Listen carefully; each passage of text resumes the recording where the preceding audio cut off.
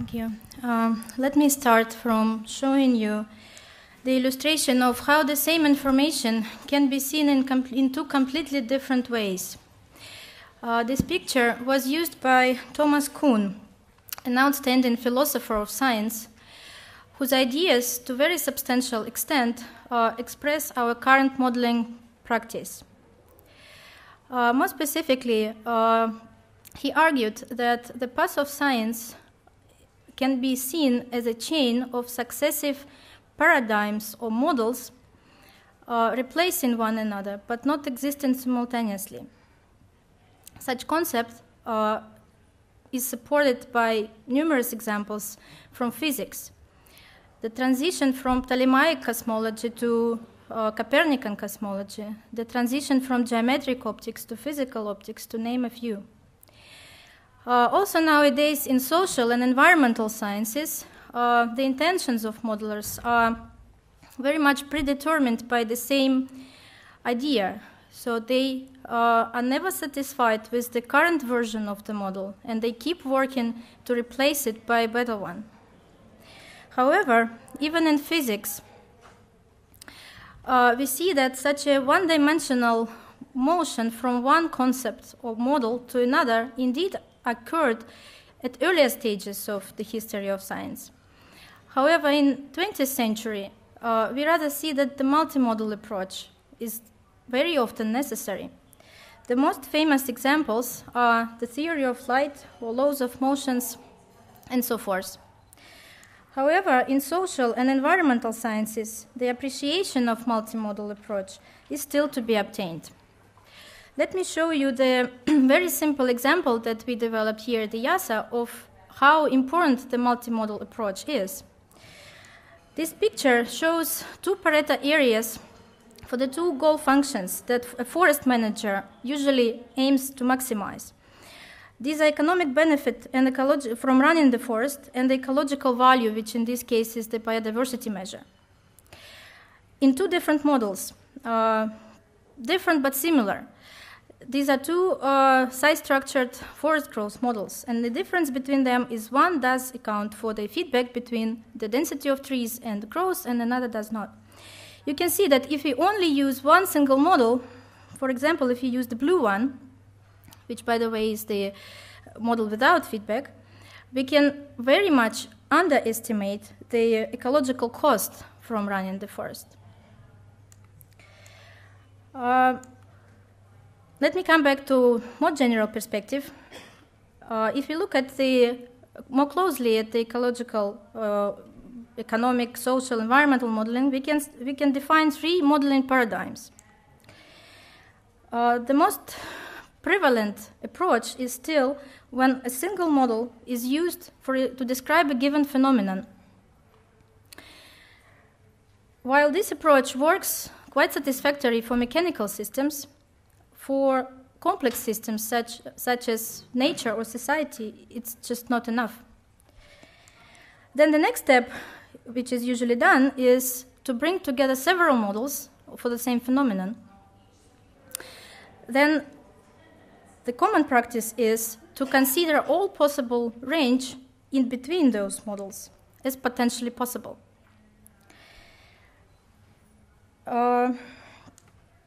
Then the intuition of analysts can be used to come up with some integrated knowledge. Then why don't we just set up a formal procedure for that intuition and to conduct the formal synthesis or formal integration of models and come up with, instead of having the wide range of possibilities, come up with a single possibility.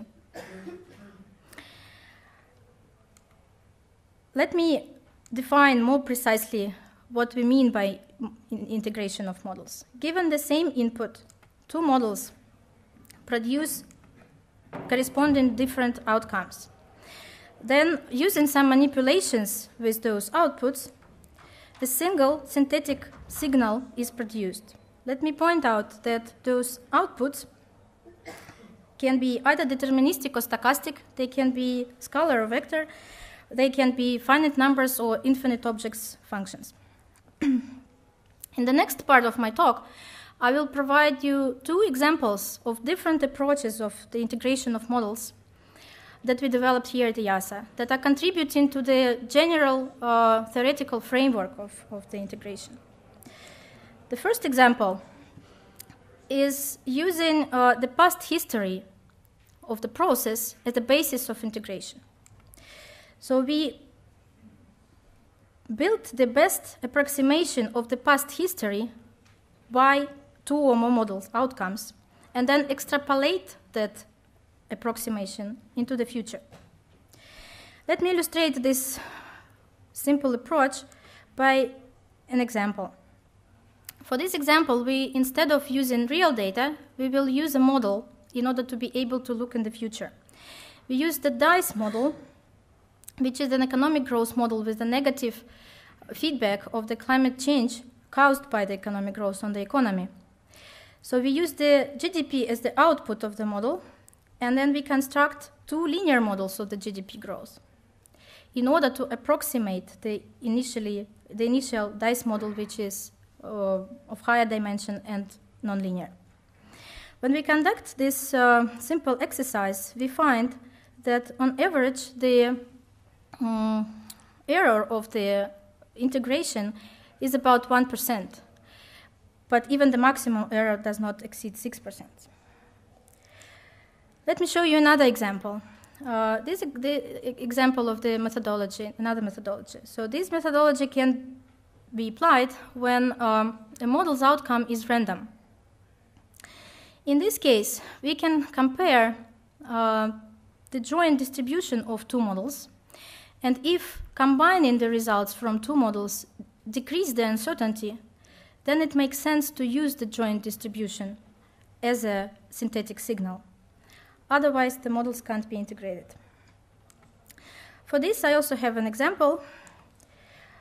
In order to illustrate that, our summer student actually conducted this small research project on integration of 2 forest models with some stochasticity. These models generated net primary production of the Russian forest tundra. And you can see on this picture where blue and red curves are initial distributions by 2 initial models. The green line indicates the joint distribution. As you can see, the uncertainty did decrease, so the models were successfully integrated. In the end, let me add that we can look at this question even more broadly and speak about calculus of models, where we have in mind a set of objects. As a set of objects, we have in mind models for the same phenomenon, and a set of actions are different operations with those models. Particular actions can include linking different models into one meta-model. This is the mission of integrated assessment modeling. Another action could be integration, which was just discussed, where we bring together different outputs from different models and come up with a single output. Another action could be approximation, when for a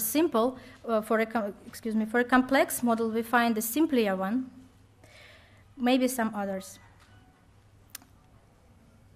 As a conclusion, let me add that during last 2 days we heard a lot about implementation as a key question in transition to the science-based policies. In my mind, this integration methodology can be an important factor, an important instrument for that. Because on the other hand, it does have a potential to accumulate all existing knowledge about the phenomenon. And on the other hand, it allows for simple and clear representation of the outcomes for the wider community. Many thanks for your attention, and your feedback is very much welcome.